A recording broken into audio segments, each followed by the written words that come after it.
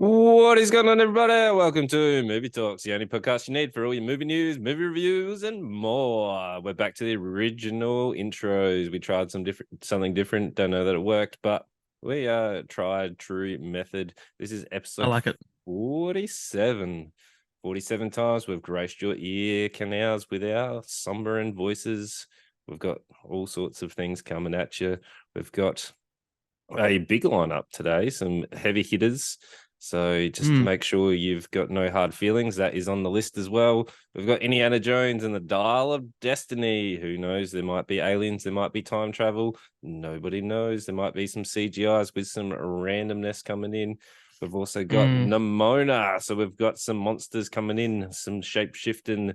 More feelings than no hard feelings. There's a lot of feelings. I don't think A lot of there's many, feelings. not many hard feelings, but there's definitely some feelings involved.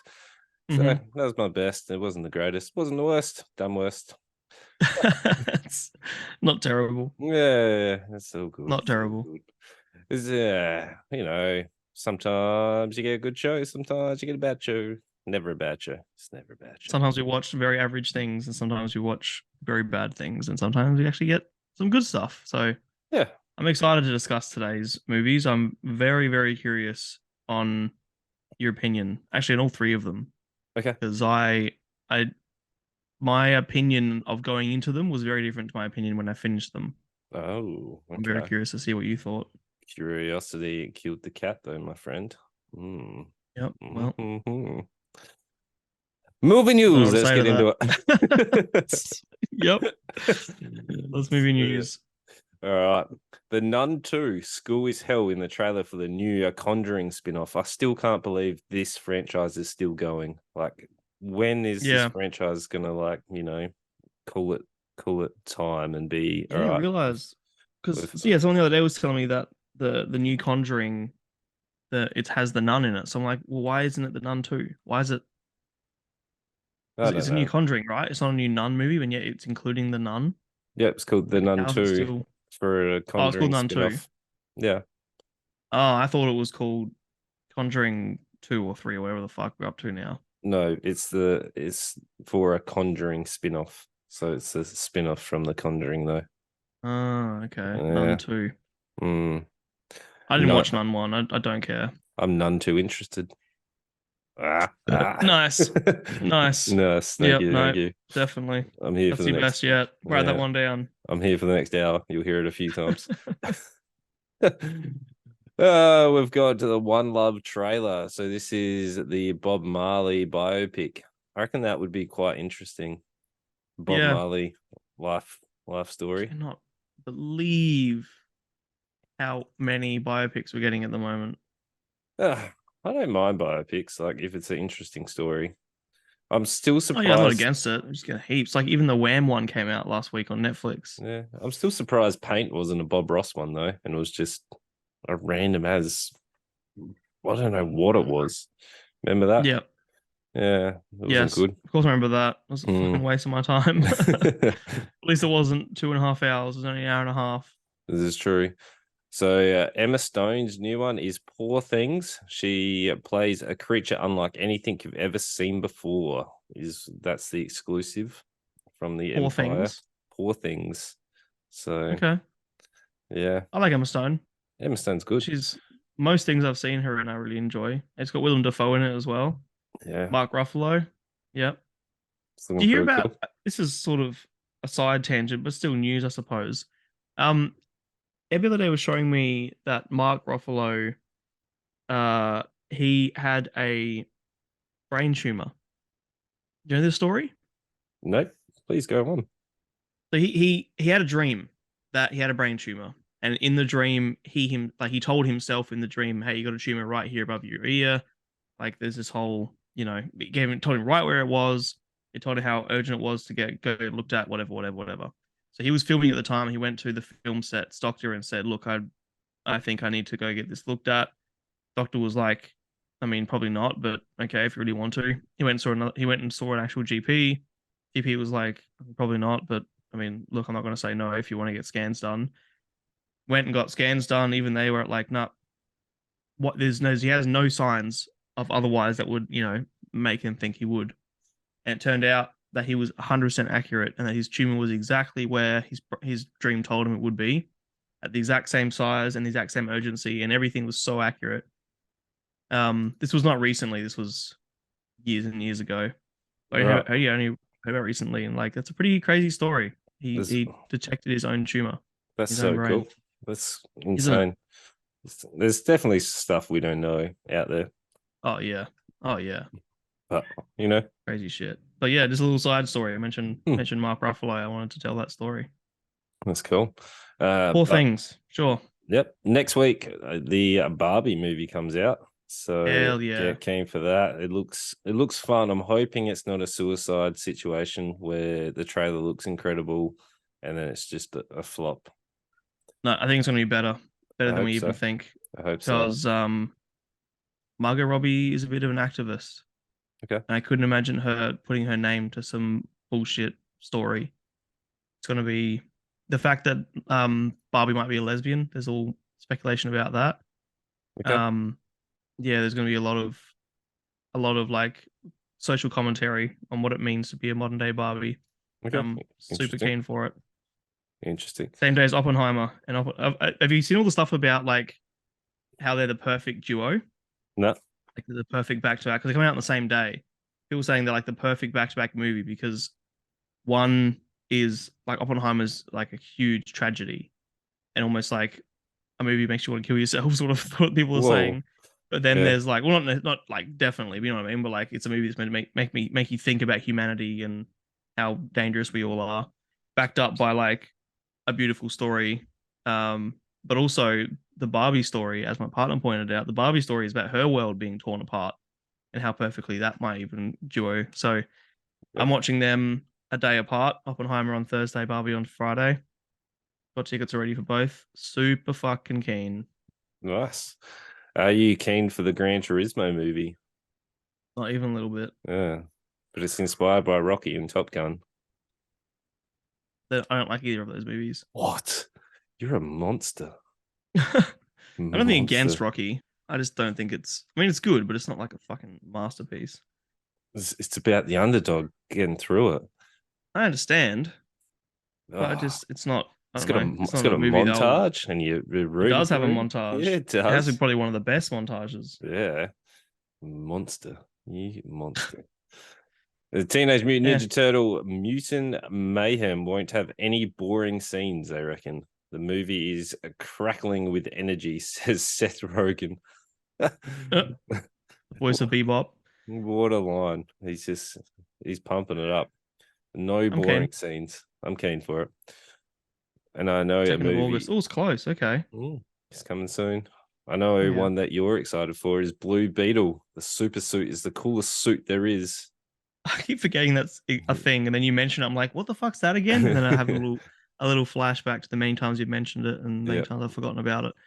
I don't give a shit. I didn't think Blue you would. Beetle. But then there's Greta Gerwig directing two Narnia movies for Netflix.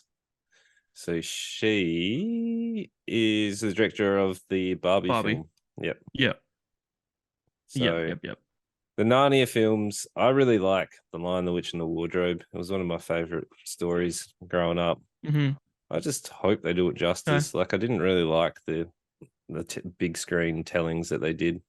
The movies were so fucking boring. Right. So basic. Yeah. So I didn't want to. I don't know. I hope they do it justice. Also, Zack Snyder's Rebel Moon didn't become a Star Wars movie, so that is coming out on Yep. Netflix.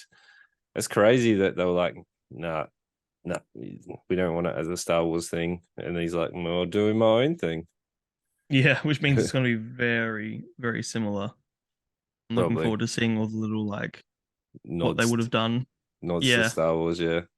Well, even the thumbnail that they're showing here is a lady who has twin swords that are glowing, not red, but like a off red. So it looks like very very close to a Sith dual lightsaber situation happening. Yeah. I mean, yeah. I said to you a couple weeks ago, I'm excited for this just because I feel like every sci-fi to come out recently has either been like Netflix doing some more or less rip-off, which this sort of sounds like as well. Yep. Or it's been Star Wars, or it's been Marvel. Hmm. So yeah, look, see what happens if he. Because again, I have no frame of reference, but everyone keeps saying how good his Justice League cut was, and that he can actually make good shit. I'm like, okay, you say so. Well, he did a good edit, so I guess we'll Yeah. see. But you know how we had the Arnold Besides, documentary? go on. Yep. Yep, we're now getting Yep. a Sylvester Stallone documentary. Or are we? I Yeah. care less. We are watching it, my friend. We get to see the other side. Is it a series or a movie? It's just a documentary. It'd be similar to Arnie's one. I don't know if they'll split it to different parts because I don't know if Sylvester Stallone had as many different parts. I know his story for like how he sold Rocky and how he was like holding on to the dream and was like, Yeah. no, I got to Sold his star in it. dog. Yeah. Well, that's a cool story. Like you got to be your It is. biggest fan.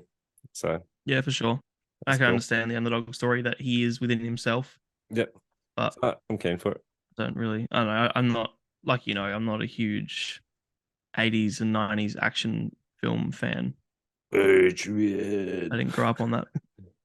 My dad is significantly older than your dad, and I grew up on much older movies than that. Fucking Cowboy and Western, John Wayne bullshit. Yeah, we watched them, but I never got into them that much. Not me either. Alrighty, let's move on to a very renowned trilogy where the fourth movie wrecked it. So Indiana Jones has a fantastic trilogy, and then they brought out the Skull Kingdom and introduced aliens, and it was a Is that what it's called? absolute. I'm pretty sure it was Skull Kingdom, was it not? A skull something. Wasn't it Legend of the Crystal Skull or some shit? It could be. That's how much I cared about it. It was an Kingdom of the Crystal Skull. yeah, it was an absolute dumpster fire. I hated it. Yeah. But I don't remember any of it. I watched it, but I remember nothing. no. I'm pretty sure when they had aliens come in, I turned it off and I was like, this is the dumbest thing I've ever seen. And like I like just dumb action films, but I don't know. This is the fifth film of the old Indiana Jones, and old Harrison Ford has aged quite significantly. Which he's an old man. Right. I don't understand why they didn't go with like a young Indiana Jones story. Like they've been talking about having a new actor play the young Indiana Jones, and like, why are they still going on? Like the name alone is going to pull in more than enough hype. Like we don't need Harrison Ford reliving the role, but we'll get into that. So this is the fifth film. So archaeologist. Oh my god. That's archaeologist. Indiana Jones races against time to retrieve a legendary artifact that can change the course of history. Yep. So the end. Yeah. This is a boring film. Yeah. My biggest gripe is that it is boring. Like, it starts with a big action scene where I was like, what? Best part. Yeah, like so they open it up and they've done the same treatment that they did with Mark Hamill with the Mandalorian, where they've CGI'd a younger version. What do you mean? No, they didn't do de-aging. That was a full CGI person. This is de-aging. This is the same thing they did in The Irishman. Same actor, just a de-aged CGI face rather than an entire CGI person. Sorry, it's slightly different. Oh, I thought they did exactly the same. But no, this was still Harrison Ford, and the fact that they de-aged him, but they kept his old man husky voice, and you could see how fucking old he was when he was like running and moving through the train, because that was him. That was real Harrison Ford, but they've de-aged his face. It just felt like old man with a mask. He moves like an old man too. Oh yes. Yeah. He's 81. Yeah. He's old. Like why are we still expecting him to be able to do those types of things? Like can't we said, give us a new Indy? Yeah. Or give us Indy's son, or do something like do something that he can pass the torch over. They killed his son. There's got to be something. I don't know. There's got to There's got to be something. Well, considering they've got time travel and aliens, surely they could have manipulated whatever they wanted to be like, here. Yeah, we'll get to the end later, but I genuinely thought that they were setting up for his son because of time travel. And at one point in the movie, he was like, "I would go back and tell my son not to enlist, and that he would die if he enlisted." I really thought that the time travel was going to be setting up his son was going to be saved, and that was going to be setting up the next Indiana Jones was Indiana Jones's son. But we'll get to the end later. So, no, I was so bored with this film to the point where Yep. I had to I just wanted to not be there anymore. Yeah. It's a long film. It's 2.5 hours of Yep. not a lot happening. Like it's Mm-hmm. just very, very Put me in a long. bad mood. Yep. Even the action scenes, like they weren't great. Like No. there wasn't anything technically wrong with the film. It was just boring. Mm, There wasn't that I much think there technically were wrong. things. I mean, in terms of cinematography, no, it looked fine. I think there was plenty wrong with the film. There's problems with the plot. There was problems with the effects. There was problems with the character dynamics. I think there's a lot of problems with the film in general. It was incredibly boring, and that's when I've spoken to people. When I've spoken to people since I watched this about whether I liked it or not, my first word is it's boring. Yep. But I don't think I do think that there are genuine problems with the actual filmmaking as well. Okay. Okay. Personally, I don't know. I may have switched off. So I didn't actually see anything really wrong with it besides that I was incredibly bored throughout the entire thing. There were some nice nostalgia moments, like when the music plays. I do get that nostalgia for like Indiana yep, Jones, yep, and like I was like, yeah, cool. But seeing Indiana Jones be really old and move like an old man, he doesn't oh have yeah, the same dynamic. Like no, I want Indiana Jones to be like the hero and overcoming these obstacles, but yes, seeing a really old man do this, it's like I don't know, it takes me out of that sort of cheering for the hero, which is yes, a because it gives weird him plot take. armor rather than yeah. Because I mean, you when you'd see young Indy do these great feats, you're like, oh wow, he's awesome. But then when you see an old man, there's a part where he's on the train. This is really early. He's on the train. He's fighting a guy, whatever, on the train. The guy on the ground lifts Indiana Jones up, and something hits him, and he just tumbles backwards. That would kill anyone. That would in other movies that would kill. That would kill the bad guy. That would kill any of the henchmen, whatever. But for some fucking reason, it didn't. It didn't kill Indiana Jones because plot armor.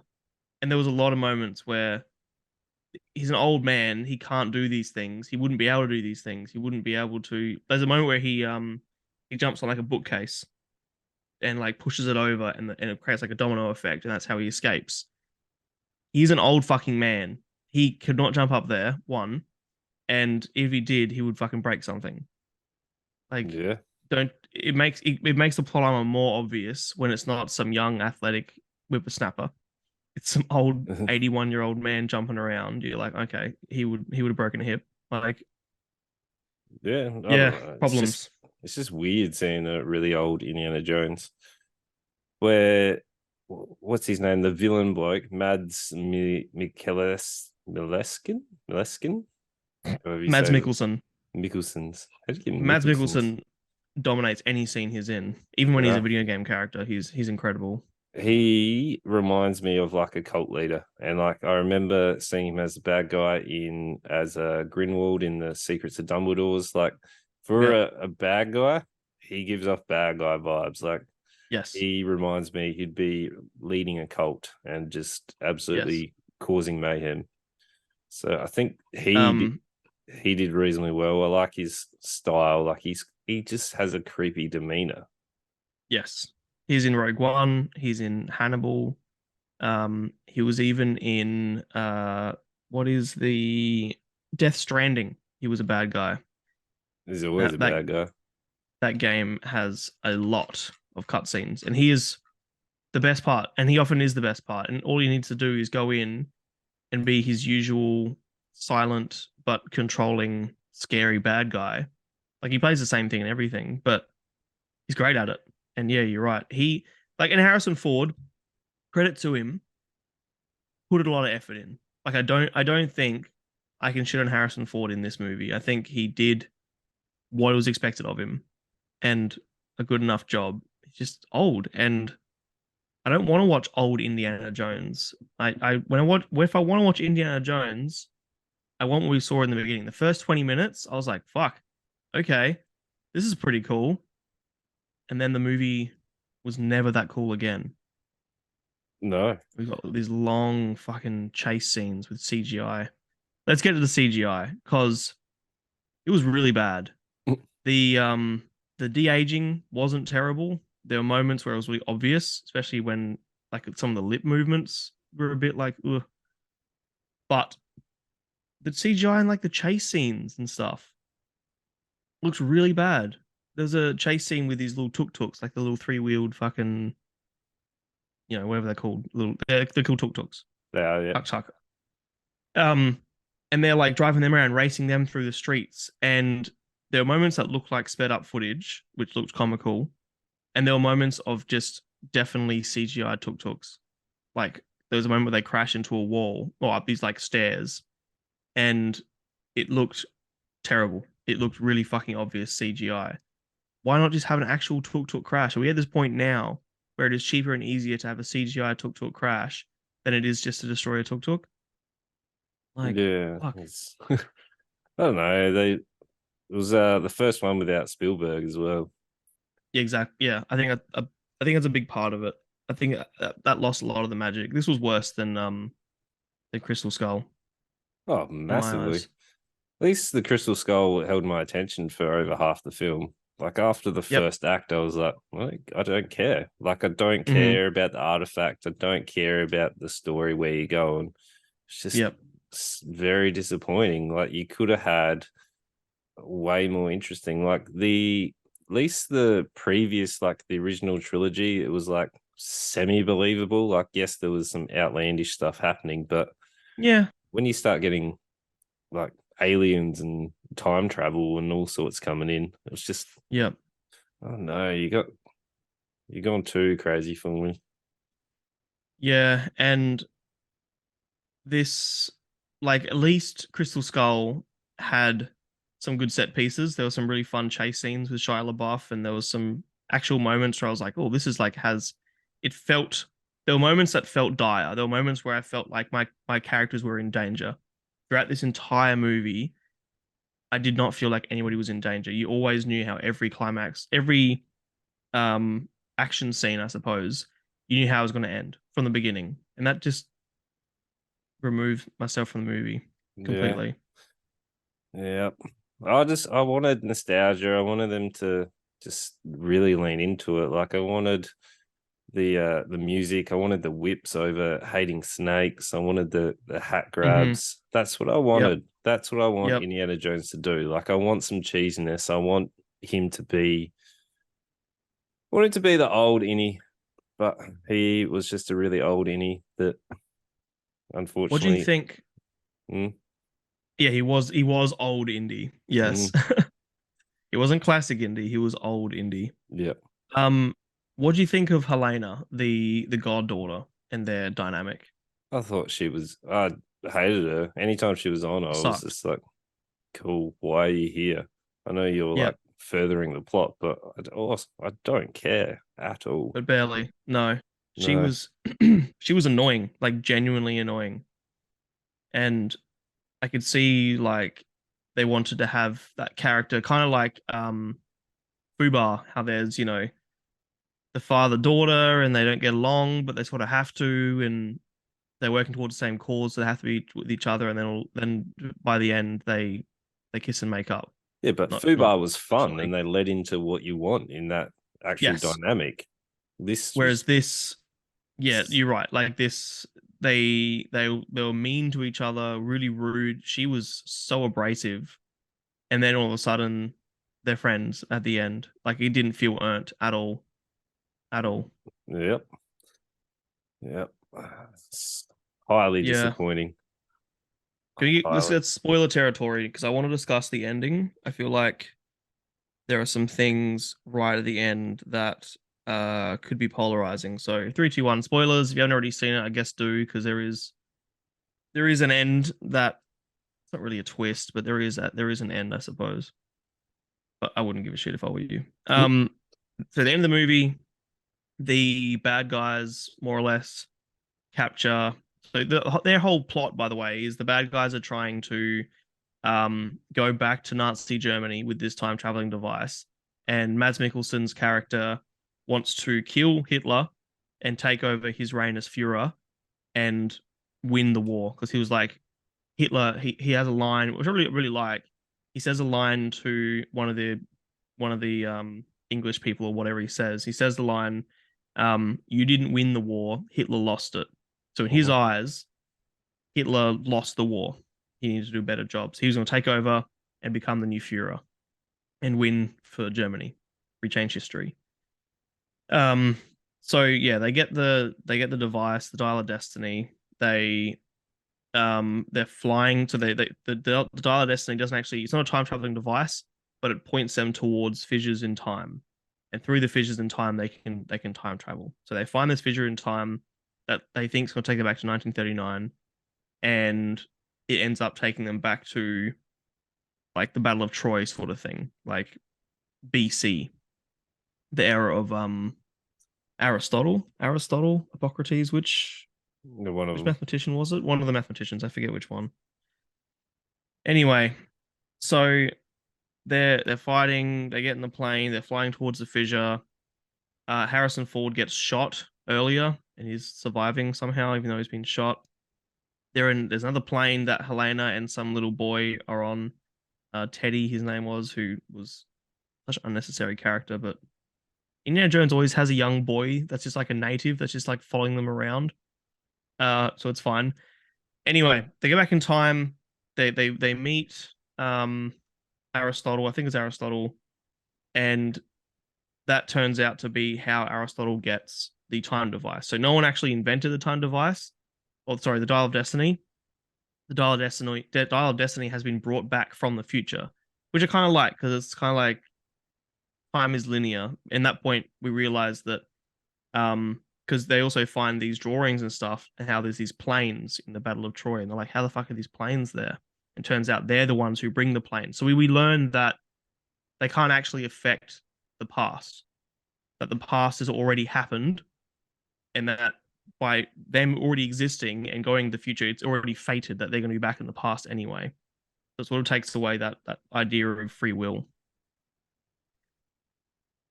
But But then they break their own rules. Go on. Sorry. there you go. I'm curious to see how you rage at this one. Well, I'm trying to remember how it goes because I got to admit, by then I was a bit fucking bored and over it. She should have just left him there. He wanted to stay in the past and die, and she kept saying, "I can't leave you here because you're going to rewrite history." But at that point, they'd already discovered that there's no such thing as rewriting history. They've already rewritten history. Everything that's already happened has happened.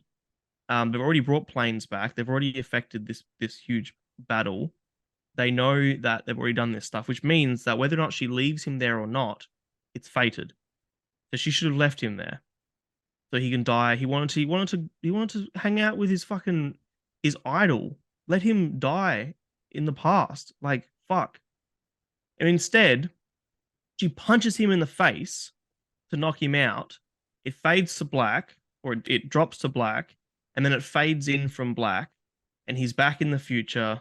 Marion's there.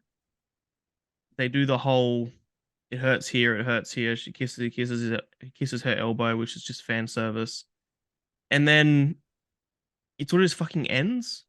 Like it didn't have a resolution really at all. And like they stopped the bad guys, but that's never really been Indy's goal. I don't know. I did not like this. It didn't like the ending. I thought it was finally going so interesting with time travel, and they just did nothing with it, and it just ended. Anyway, sorry, it was a bit of a rant. Go. What are your opinions? Where are you at? It sucked. The entire thing sucked. I liked the intro where it was like Mhm. Yep, the first 20 minutes. yep, yep, and then the rest of it, I wanted to leave. I wanted to do anything else but watch the rest of this film. Yeah. Like it was just, ugh, I hated it. It genuinely put me in a bad mood Yeah, because I just didn't want to be there. I was doing something I didn't want to do, and I was like, this I'm fucking wasting my day watching this. and it goes for a long time. It's 2.5 hours, and Yep. it's bad. It Which could have is been an hour shorter, taken out a ton of this film, and it would have had the same end. Like they yeah, didn't need for it to be this long. I don't know. It's just No. so disappointing. I hope they just leave Indiana Jones either completely alone or they go, all right, this is going to be a young Indiana Jones story. And Yeah. they just move off and hopefully they can have some fun with it. Yeah. Do Indiana Jones World War One. Like give us a story, or even like in between World War One and Two, like the Roaring Twenties sort of time. Give us a really interesting story with, as an amazing timepiece and all the things we can do now with young Indy. Yeah. Yeah, Well, like I'm over it. show us how he became the whip Mm, crusader and with his hat and different origin story. Yeah, why he doesn't like snakes and stuff. Like, just let old Harrison Ford, let him have his retirement, let him be an old man. yeah. Like Let him. Yes, he's done well. Like, just let him do what he wants now. I know. And yet again, just like what they did with Han Solo, it's Harrison Ford who gets married and has a son, and then they lose their son, whether he dies or goes to the dark side, and therefore their marriage can't work out because of the son. Um, like it's the same. It's the same plot as Han Solo at this point. Yep. Yeah. I don't care. Just let it go. Let it go. What Give would it a you get? rating. Go. One. Yeah, One. that's fair. And only get to one because of the first 20 minutes. The rest of it Exactly what I was going to say. sucks. It Yep. I'd sucks. say if you can get access to this for free, uh, go watch the first 20 minutes. The first 20 minutes are a really fun ride. I guess pun intended because on a train. And then that's it. Don't watch anymore. You're wasting your time. No. It's not good. Watch the original trilogy if you're going to watch any Indiana 100%. Jones and Yeah. leave this alone. Leave it alone. Yeah, it was a waste of time. I wish I did not have to watch it. But The fact that that fucking Shia LaBeouf alien bullshit was better than this. Like, at least that wasn't boring. right, at least until there was aliens. But There's nothing worse than a boring movie. Said it 1,000 times. right.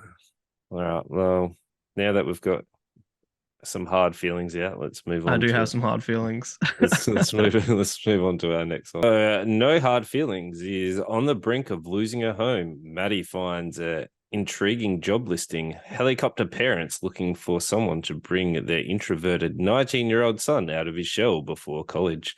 She has one summer to make him a man or die trying. Do-do-do. Yep. Yep. So I saw the trailers for this. I thought it looked interesting. I thought it was going to be your standard sort of what's it, like, rom-commy kind of Yeah. story. It does have the American R rating, which is our MA, so it does allow for some more risque type of comedy. Yeah. And a lot of the comedy is that awkward sort of shock factor, which I don't mind, which it worked quite well.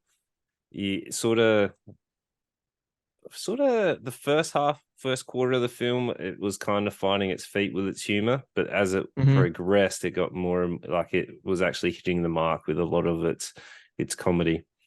So Jennifer Lawrence, her mother, I can't remember if they said the mother died or what happened, but the house was left to Hmm. uh, Jennifer Lawrence. And did they actually say what part of America they're in? Because it's whatever it No, is. I never got it. No, so They might have, but I yeah, don't know. it's some type of like surfing beach town Hmm. where every summer lots of tourists come by, and that's how she makes her money, by driving Uber every summer. and she has a frequency to she's about having no feelings whatsoever. So she detaches from whoever she is with, and we get that through the interchanging sort of start where her car is being towed away. She is, has a conversation with the guy that's towing her car away. There's lots of any relationship, she keeps them at a very, what's it called, arm's length. So anytime there's any feelings, it's like nah. So she's quite cold about it too. Like, it's obvious that she may have pretended, like, she's very what's the word I want? She uses people, I suppose. She's manipulative. She gets what she wants and then she cuts them loose. Yeah.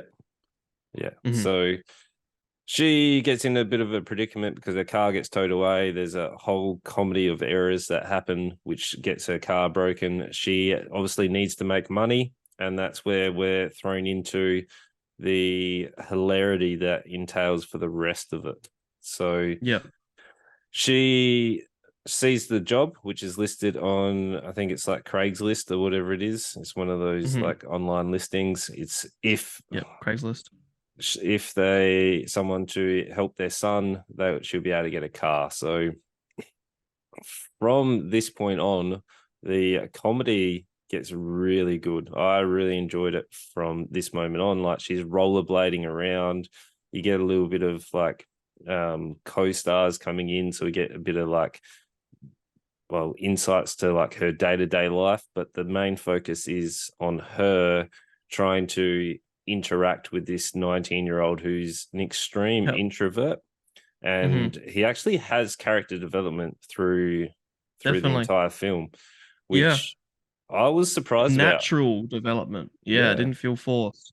Because normally this is like, they get together, there's something that happens, they start to bond, then you have your standard sort of trope where the relationship is tested and then they overcome that and they get together.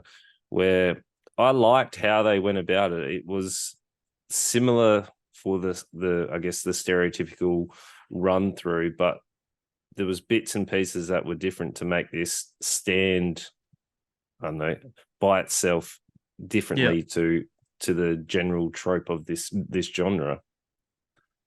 Yeah, to a degree. I think this is still Taming of the Shrew in a lot of ways, just like 10 Things I Hate About You is based on. Yeah, but it was like, it wasn't like boy meets girl or girl meets boy and then they get together. Like, at least it was different. Like, if they were all of a sudden, spoilers, if they were together at the end, I would have felt, I don't know, 100%.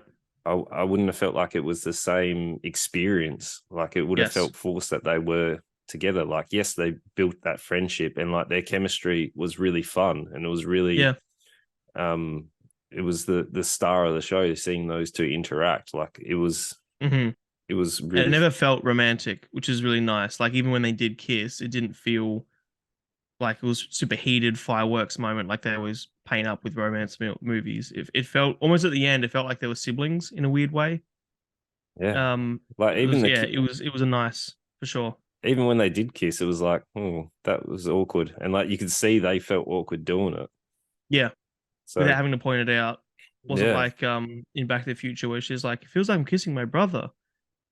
Right. It was more like we could see the awkwardness without having to be told the awkwardness.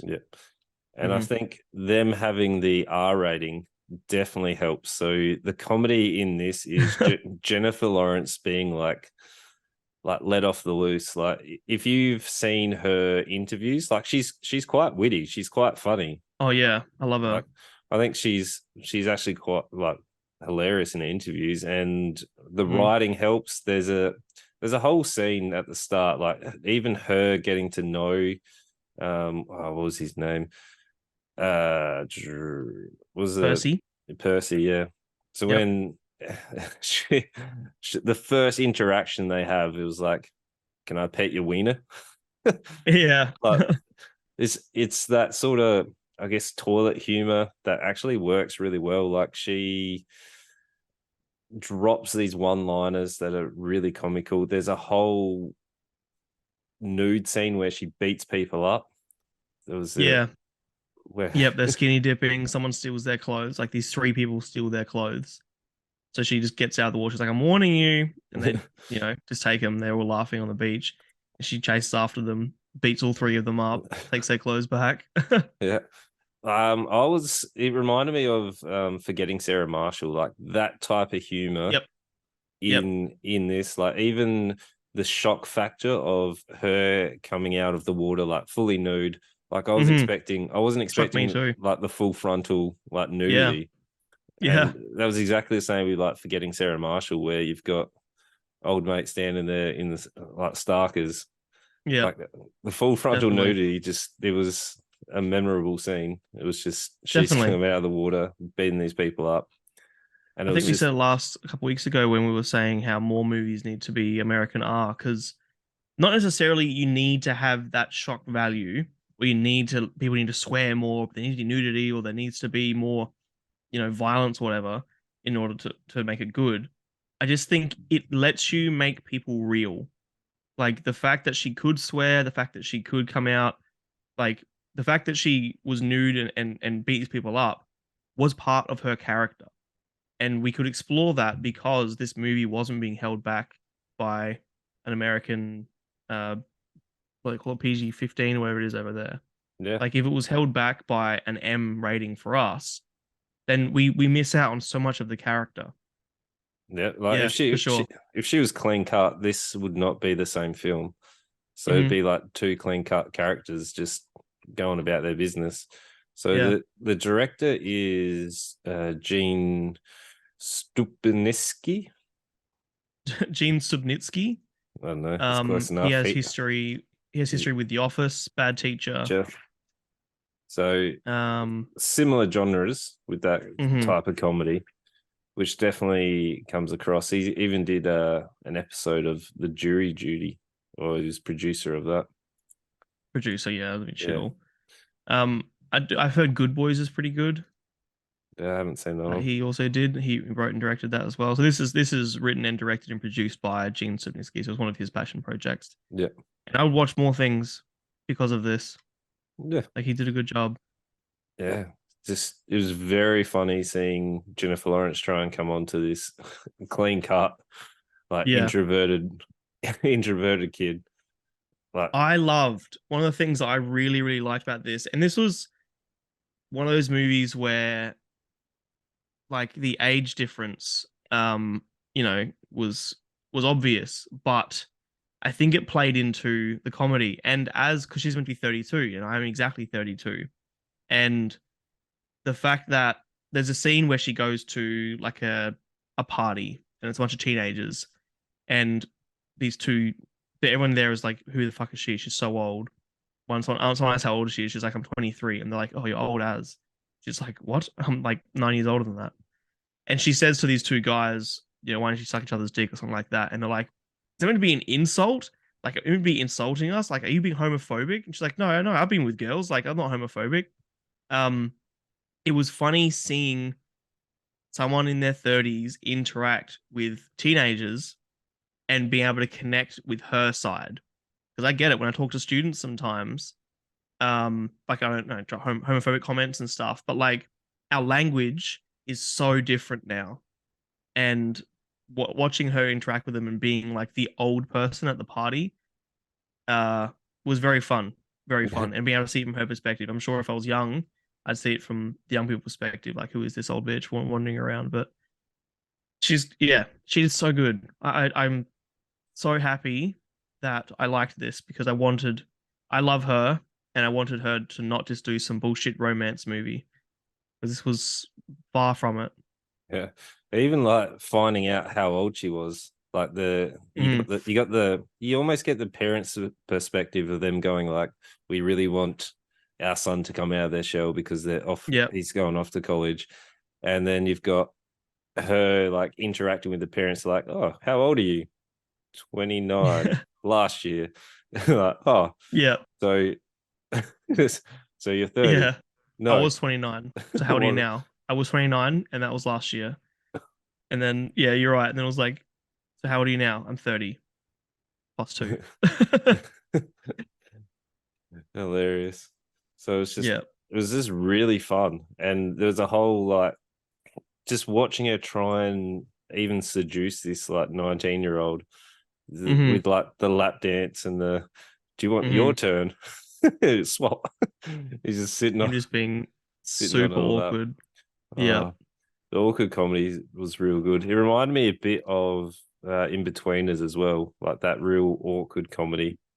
Yeah, especially Simon, Yeah, that's where you're like, come on, like she's throwing herself at you. Stop being so fucking weird. Just steer into it.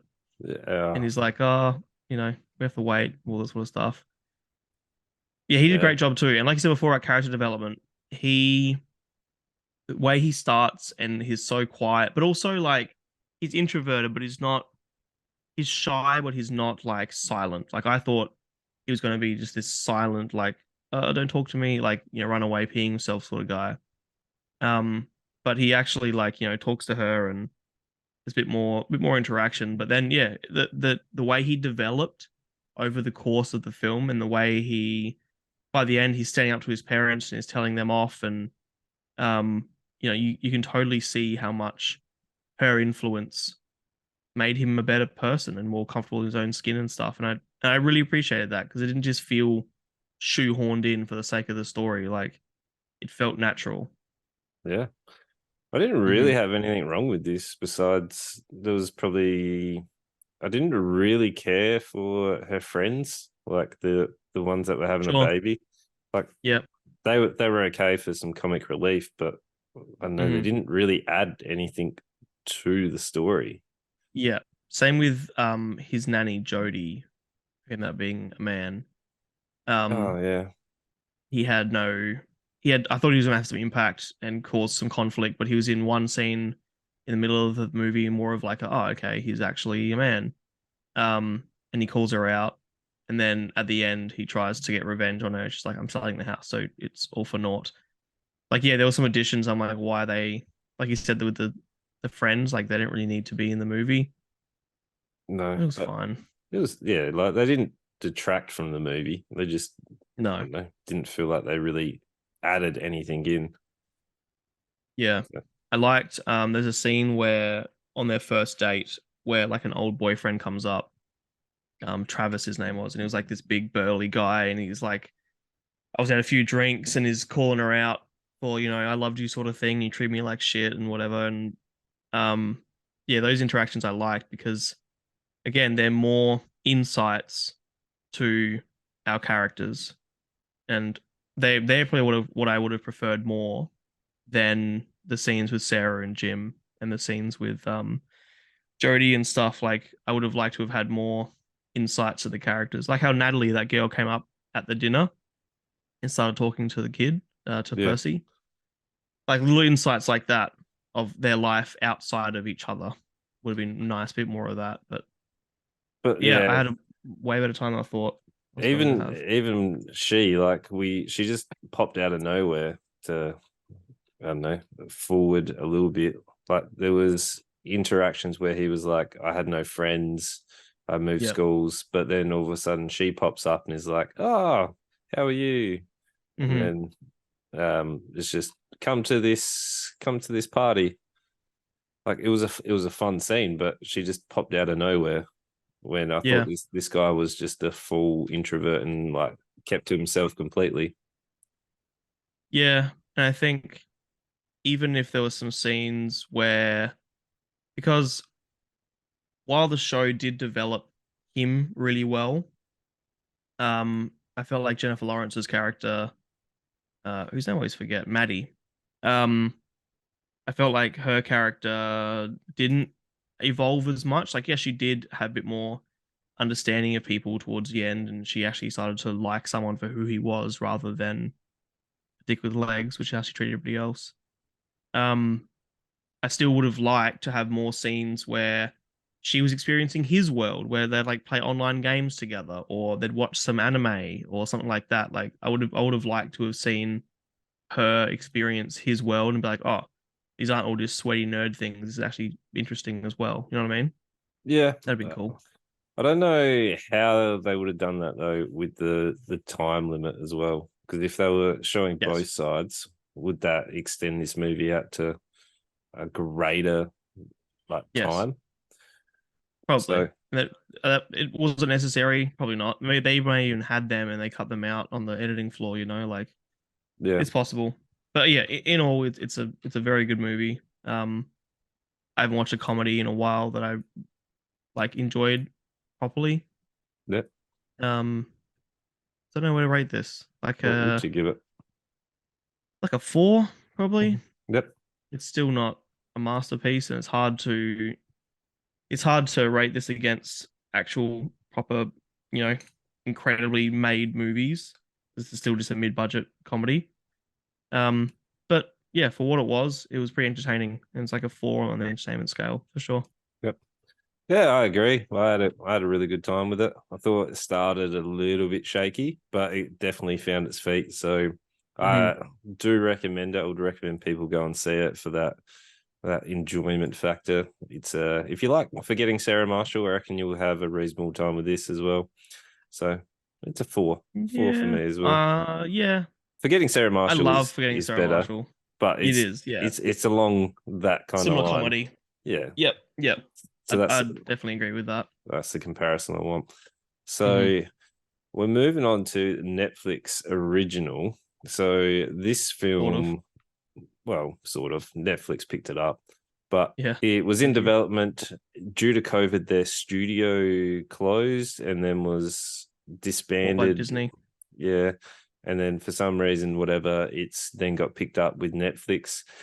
I am curious because in the group chat, one of our friends, Damo, he was putting out some things where I didn't pick up on it, and I'm interested on your take because Hmm. I'm pretty naive with a lot of things. So Hmm.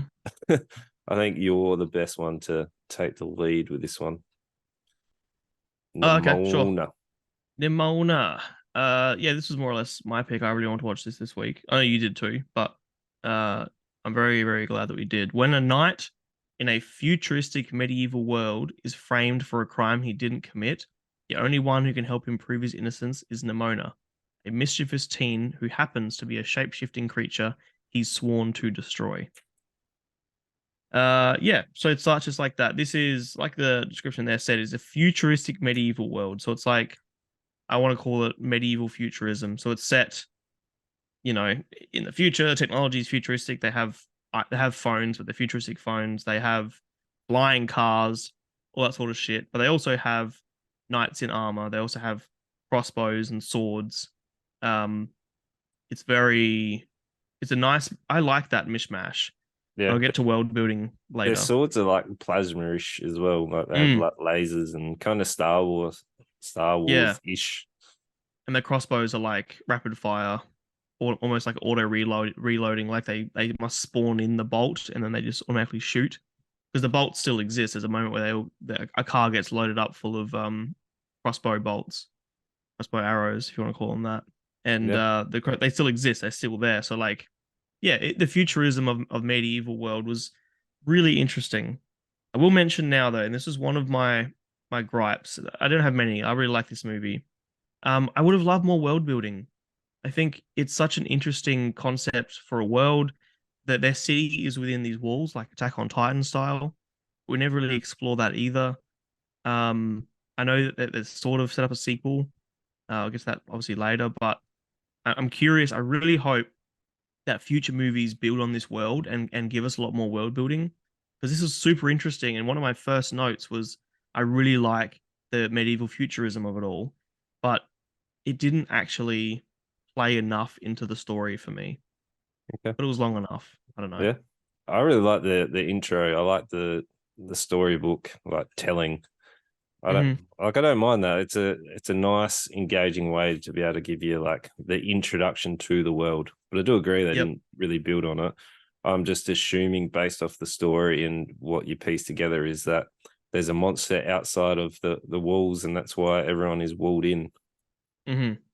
So So yeah, the basic story they set up is that 1,000 years ago in this universe, there was a dragon, more or less, monster that attacked the city, and their savior was it Galadriel? No, it wasn't Galadriel. What was her name? Something like that. Galadriel's right, Um, isn't it? is it? Oh, okay, I feel like that's something different, but okay. Um, Galadriel saved the city, killed the beast, and now they have the wall up to protect them forever. And they treat Galadriel like a god or a goddess. They say things like, "Oh, for Galadriel's sake," stuff like rather than like for God's sake, they say for Galadriel's sake, and instead of like, "Oh, God help me," it's like Galadriel help me. So they Or treat her like is it Glorith? Glorith. I don't know what Galadriel's from now. Now I'm just like I want to know what I'm drawing reference from. This is Oh, Lord Ambrosia of the Rings. Golden. Sounded her up. Glorith. Glorith. Yes. Glorith. Like glory, Glorith. Yes, yes, yes. Yeah. Um, so yeah, that's what they set up in the beginning. Now there's these knights who are about to be knighted. They're going through like the training.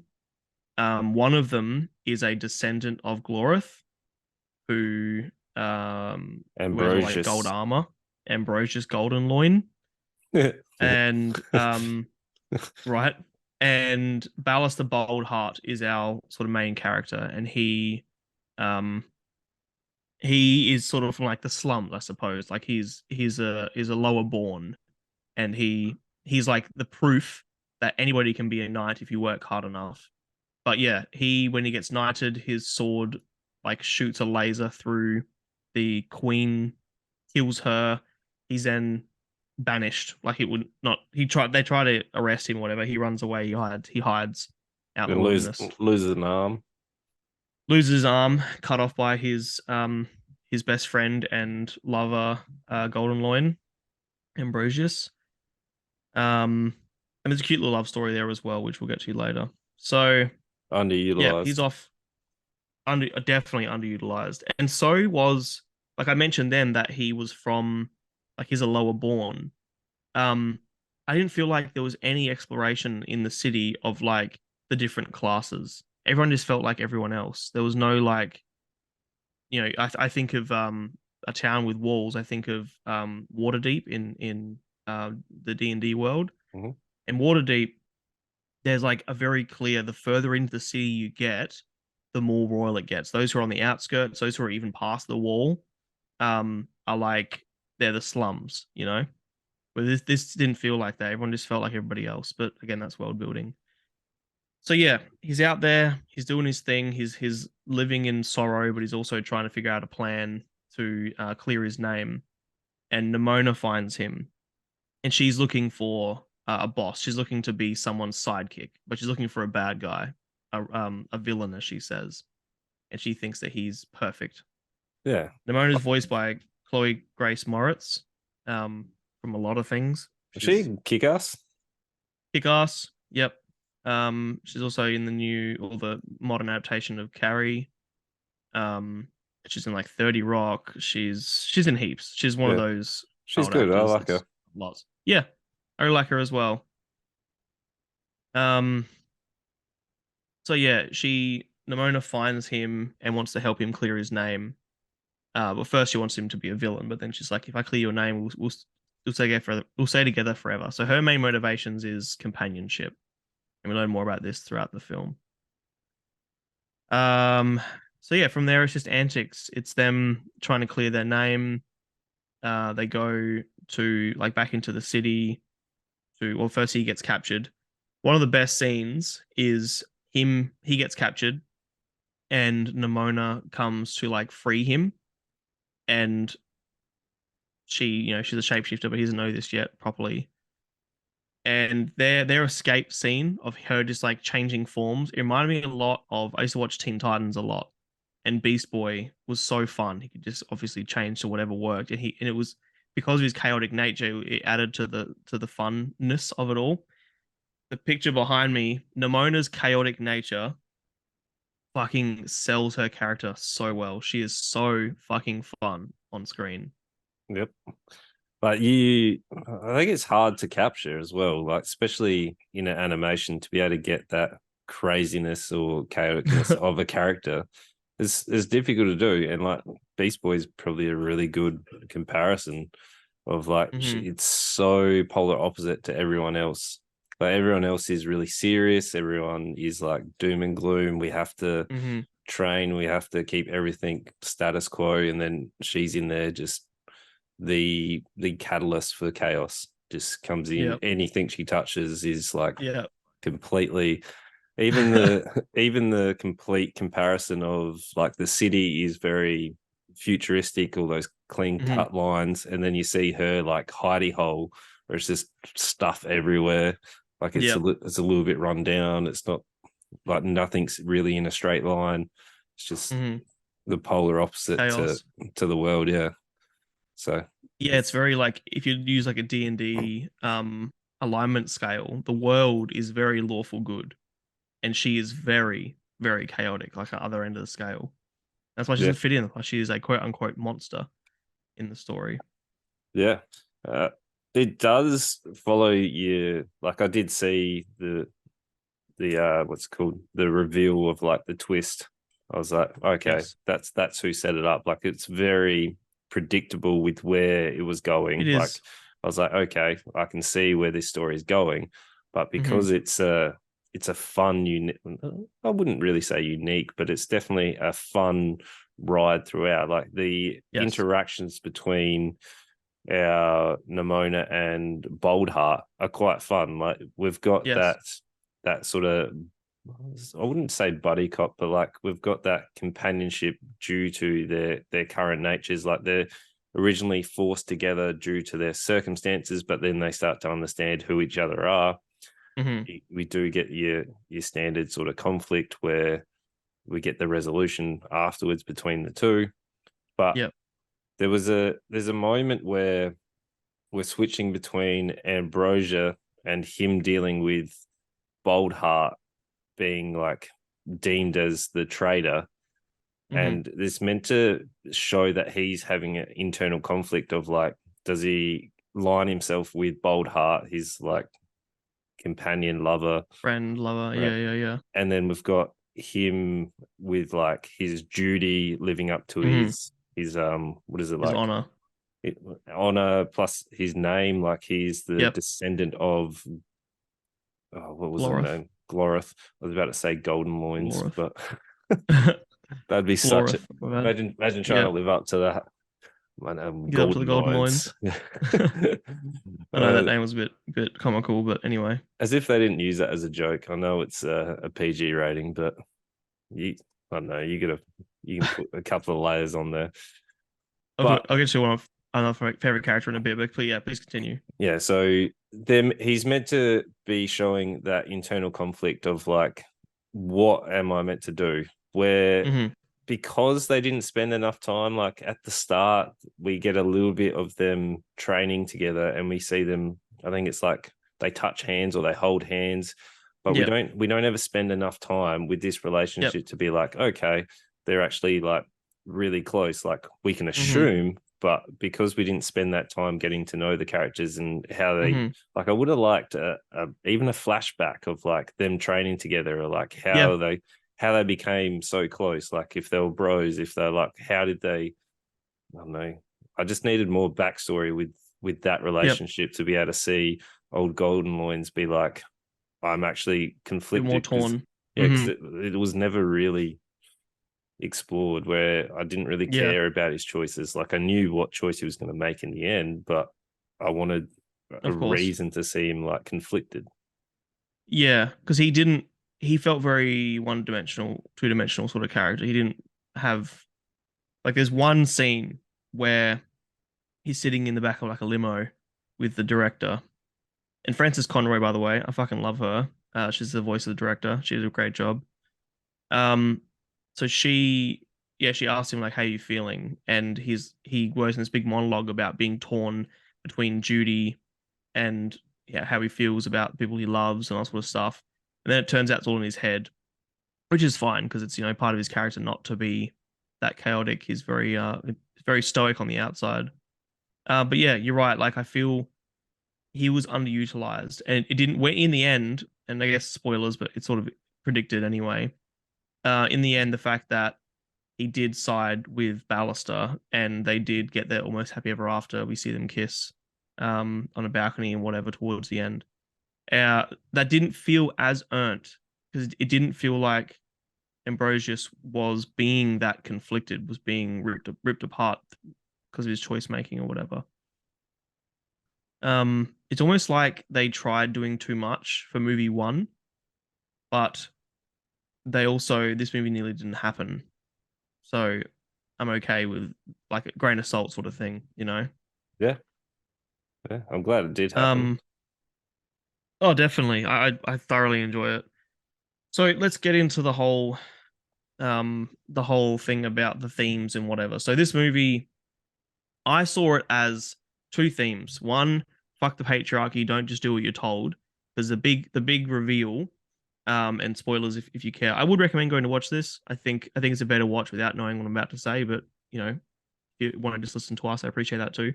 But we get revealed that um Glorith didn't actually wasn't this fucking big brave hero that destroyed this incredible monster. She was just a little girl who was friends with Nimona a thousand years ago, and the world saw, or her little village saw Nimona change into, what was it, a gorilla at that time? Bear? A Uh, bear. a bear or a bird, or she changed into a Yeah, number of things. saw her shape shift, and they instantly deemed her a monster. So Glorith was the one who was like, you need to go back from whence she came as a child, and they over glorified this child's deed and made her out to be this big fucking savior of the town. Um, so that's that. And Nimona's whole story is about belonging, and so I'll get to the first one. I got a little bit distracted there. The first sort of theme is that don't just believe what you're told. That we have these leaderships, we have these systems in place, but sometimes there's a line that Ambrosius says to the director, "What if we're wrong? What if we're wrong about the monsters? What if we're wrong about our belonging and our purpose?" And that's one theme that I really liked. Fuck the patriarchy, eat the rich. The other theme is belonging and acceptance and not having to change who you are in order to fit into the world around you. And they reinforce this multiple times when they keep asking Nimona what she is. Is she a druid? Is she a monster? Whatever. And her reply is always, I'm Nimona. It's never, I don't know. It's never, I'm this, that. It's always, I'm Nimona. I'm just who I am. I saw that as more of an allegory, I guess, for just like you have to be you, and that it doesn't matter what you are. It doesn't matter what labels you give yourself or other people want to give you. You just need to be who you want to be. Labels don't actually matter. They mean nothing. We just need to stop asking this, not other people's business. Darren pointed out to us that her whole character is an allegory, I guess, for trans people and he said like what do you say? Non-binary people. And that she's meant and the way she's built and her frame and everything is all to do with the fact that she doesn't necessarily have a gender, and that her character is like meant to be a representation of the trans community, and that it doesn't matter what your label is. You just need to be you, and people will accept that for who you are. And that finding belonging, is just finding the right people, I guess. And people need to accept that.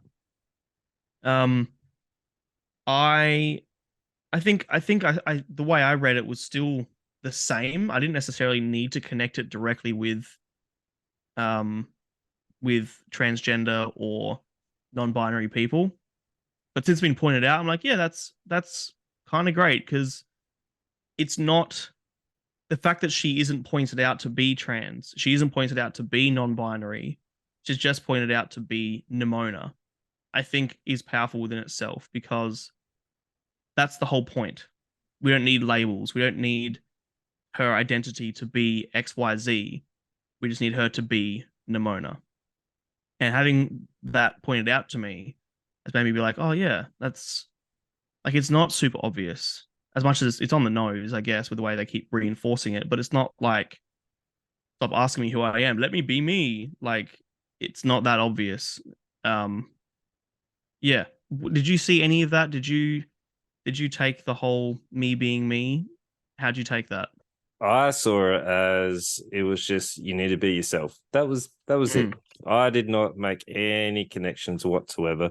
The only yep. connection that I made was obviously that Bold Heart and Golden Loins were in a relationship, and that was it. That Yep. is as far as I got with any, like, I guess, themes or LGBT stuff. yeah, Yep. like as I said before, I'm a little bit naive with a lot of things, but like that's the only connection I made.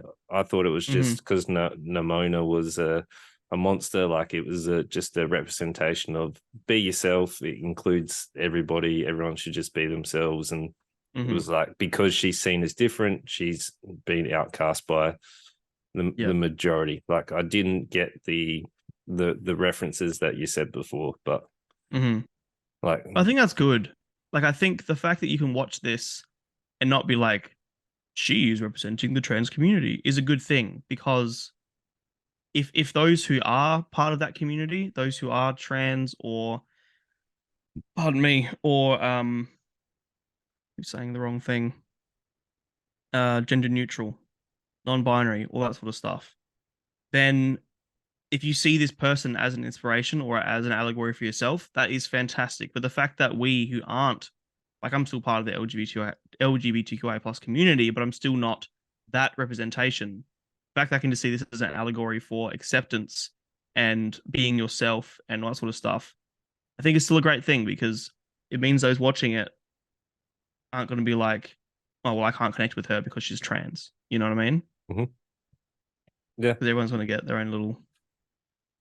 Yeah, I had a really, really good time. Um, this in all was just a really refreshing and well-made show. The animation, I had to ask Damo this because I haven't seen Arcane. Animation was very similar to Arcane.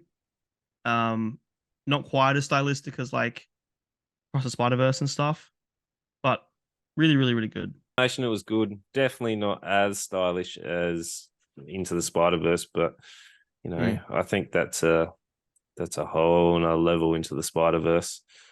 And I don't know, Into the Spider Verse, the third film has actually got delayed because a whole different What has it? reason. Yeah, because something about some of the animators and stuff left due to some working conditions, so they're behind Okay. schedule.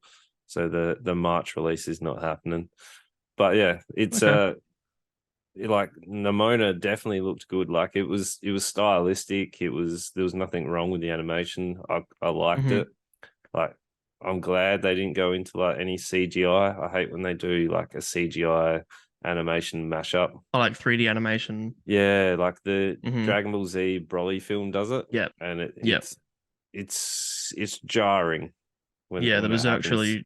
The Berserk trilogy does it too, and it's a bit like, ugh, don't Yeah, like that. I was like, just pick one. Like even the Dragon Ball Hmm. Z superhero, like Dragon Ball Super superhero, Yep, they went the they do. full like CGI one, which is fine. But then the Broly one, they did the combination of both. I don't like the combination. Just pick one and run with it. Pick a lane. Yeah, Hmm. yeah, which is good. Like I really liked it. I thought it looked good.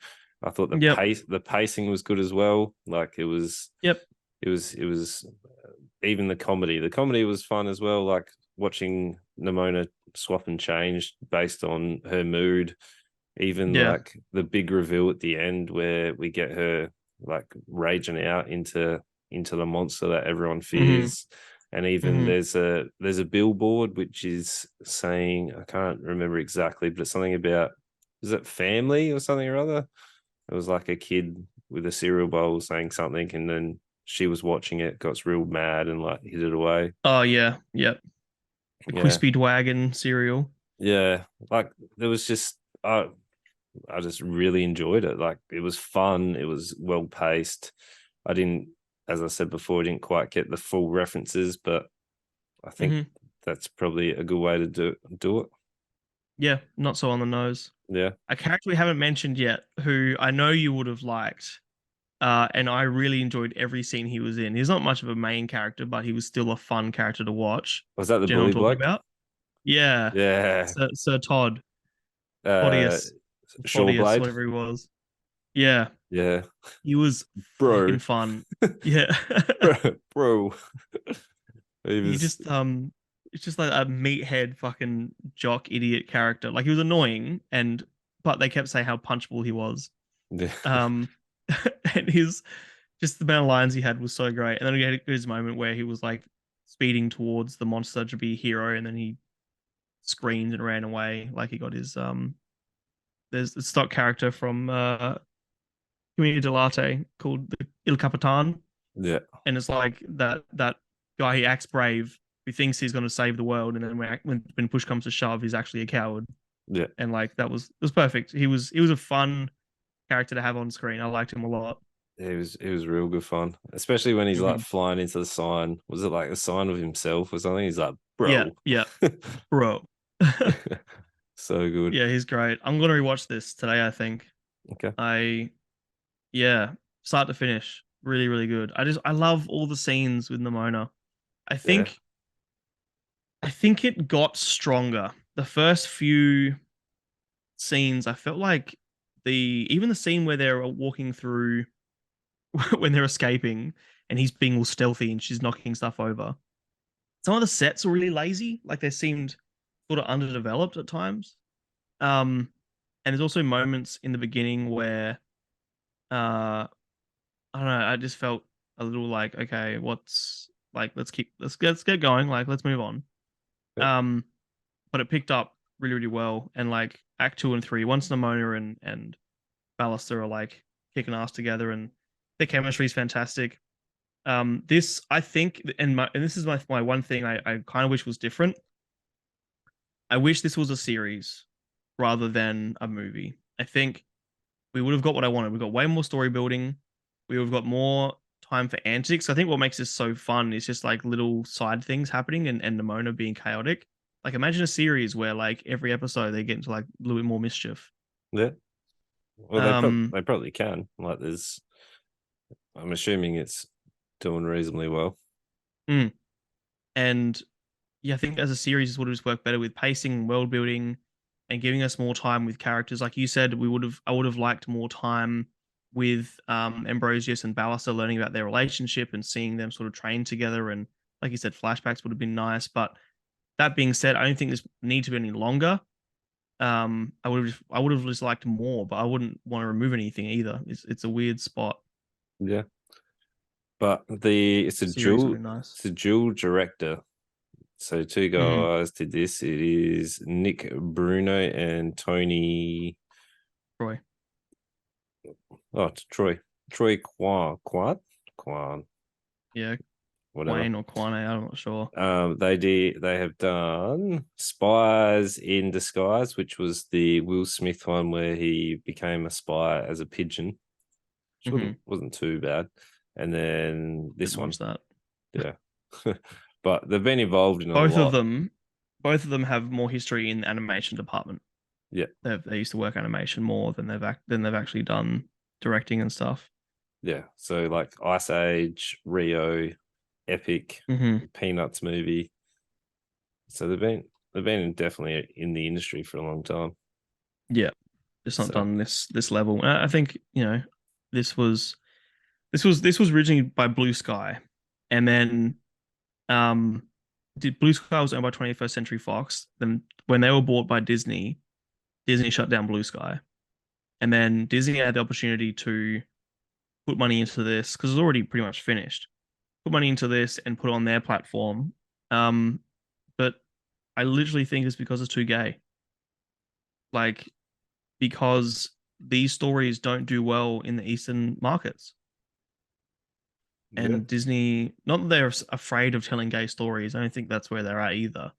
But they won't put money into things that they can't push out worldwide. yeah. Well, look at how Buzz Lightyear or Lightyear Yep. went. Yep. What was the other one? There was another one that didn't do well. Based off the same. Because what is it? Is it who won't show it? It's like one of the bigger countries won't show the film due to having the Oh, that representation was of. that. What was that? Is it It was China? China. Yeah, it was China. I can't remember what movie it was. I'm kind of pretty said no well, to. pretty sure Lightyear. They said no. Lightyear was one. There was definitely another one as well. Yeah, I can't remember now, but it doesn't matter. no. But yeah, that's where Disney's at. And it annoys me because this. I'm glad this came out and good on Netflix for making it happen. But a series would have been fantastic. I would have really. I think the pacing would have lent itself better as a series than a movie. But right at the end, Nimona dies. In part of the conflict. Um, then literally the last thing we see is Balasar opening his door to his little hideout, and then we see like the pink sparkles from Nimona, and she says something. Forget what her line was, but she's there. And that's the last shot, and then it goes to credits. So I'm anticipating a sequel. I think at this point, they've already it's done well enough. It's got people talking. The themes are good. People are starting to identify with a lot of it. I hope there's a sequel. I hope they do more with it. I hope they do more word exploring. I hope they give us more chaos. Um, to me, like a 4.5. This was a really, really good movie. Yeah, Really fun watch, and we'll rewatch it very soon. yeah. I'm along the same lines. Like I really enjoyed it. It was really fun. I like Nimona's character just being the polar opposite to the entire world. I like Hmm. her interactions with Boldheart, but there's just there were some issues. Like I wanted more reason for like Golden Loin's actions. Like he wasn't Yep. conflicted enough for me, and we Yep. went over that. Like there was just a couple of issues, but other than that, really good. I would recommend it to people. It's a Hmm. solid 4, easy. Yeah, I think you're right. Actually, a 4 is better than a 4.5 because there are a lot of things I wish were different. But yeah, yeah, good point. Yeah, like, but overall, definitely worth a watch. It Hmm. is one of Netflix's stronger like originals. I know it's not their original, but it's like there's a lot of Netflix original films where I'm like, that wasn't great. Yep. So it's one of Because the it's stronger listings. almost like Blomkamp's Which um ones? like the Blumhouse films Oh yeah. where his method to filmmaking is just give everything money and eventually you get gold. And Netflix, I feel like, are getting to that point where they're just trying out a lot of different things. There's so much less. There's less risk when you can put it in your own platform. You don't have to worry about right classifications. You don't have to worry about publicity. You don't have to worry about so many things when you don't cinematic release things. So they're just making a lot of stuff and Yep. buying a lot of things and throwing it up on their platforms, and it's working. I like it. Please Yep. do. Yeah. I don't mind trying different things. It's how you learn. Yeah. So Well, we've you can't got dig for gold unless you find a bunch of rocks, right? true, true, true, true. Go Or have for a it. shovel. We have a lineup for you next week, which I may butcher some of the names as usual. We've got 2 animes. So one Mm, movie, one show, which is Sume. I'm not sure how to pronounce it either. It's Yeah, Suzume. Suzume. Suzume. Not sure. Don't know. Robots, which is Jack Whitehall's newest film, the Yep. comedian. I think he's hilarious. I Have you like him. have you seen his Traveling with My Father? His I've show, seen segments. I've seen lots of on YouTube and stuff, but right? I haven't actually sat and watched it yet. I watch it. It's very similar to the polar opposites of Nimona. So like Sure. he's very flamboyant, he's very out there, and his father's Hmm. very old school, gruff, grumpy all the time. Hmm. And Hmm. it's those Cool. two. It's very fun. I do recommend watching that. Okay. We'll It do. is good time. And I'm going to butcher this one too, but this is the anime Mashley Yeah, I'm gonna say Mashal. Mashal Mashle. Mashal for me. Mashal But we'll Magic and see. I'm Muscles. hoping the show can pronounce it and we can learn from it. I But yeah, probably magic and muscles. I probably won't learn from it, but Lawson will correct me and giggle. probably, Yeah, and so giggle as that's right. usual. Yeah, he loves it. You're the one who Uh told me about this. What is magic and muscle? Muscle. so magic and muscle is there is this high esteem magical school where you have to like have magical powers and whatnot to be able to get in, and if you are found without magic you are like executed. So this guy has no magical powers and just trains really really hard to be able to pull off the feats that look magical, but it's just due to his like Okay, physical prowess due to overtraining. so kind of like Sky High, but with magic. Yeah, and he doesn't have any special abilities, Well, neither does the guy in Sky High does he not? until later. I haven't seen. No, that's the whole point. Is that you haven't seen Sky High? I have, but it's been a long time. Ah, rewatch it. It's fucking brilliant. Yeah, the whole thing is that his parents are like the two biggest superheroes. One can fly, one has super strength. The biggest superheroes in existence. They're like the Supermen of this world. But he gets both powers in the end, doesn't he? And he has none. Yeah, until Yeah, until the third act, he gets both. Yeah, yeah, yeah. See, I've seen it. yeah, I love it. Yeah. I watch it in Mhm. drama because it's like the perfect melodrama, Okay. over the Yeah. top, perfect stock characters. Okay. This is Tim Allen, isn't it? No, Is it not? Tim the Tall Man. no, it's not Tim Allen. You're It thinking of the is. dad, who's Kurt Russell. Nah, Tim Allen's in it. It's not Tim Allen. I'm sorry. Nah, I Tim don't think he's Allen's. in it at all. No, he's in a superhero film. Probably, but not this one. I reckon he This is is. Kurt Russell. Kurt Russell's the superhero. Oh, are you sure? Yes. I'm pretty sure it's Tim Allen. You're very wrong. Bruce Campbell's in it. Is he? Yeah, he's one of the teachers. He's Coach Boomer. He's like the PE teacher. I love Bruce Campbell. No, all Kurt right. Russell. Yeah, you're right. I'm not Kurt sure what you're Russell. thinking of. Tim Allen is in a superhero film. Okay. I believe you. I haven't seen it. I swear it's along those lines. Tim the Tool Man. He was in Tim a the Tall Man. superhero one. Has to be. Sure. No, I'm losing my mind. I don't know. I'll come back to No. you. I know he turned into a dog. He was the Shaggy He turned Man. into a dog. Yeah, Yeah, I remember him turning into a dog. That's that movie. the Shaggy dog. Yeah.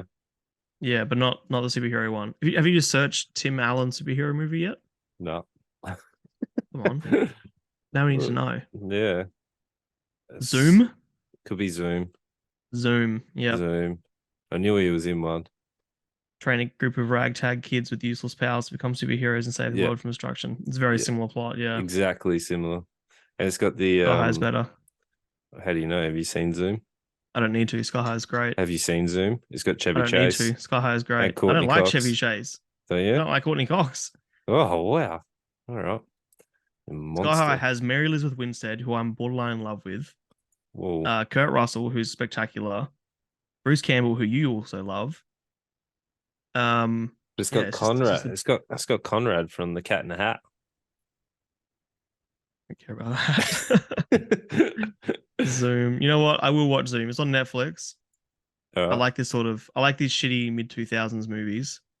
Yep. I will watch Zoom. All right. Get around it.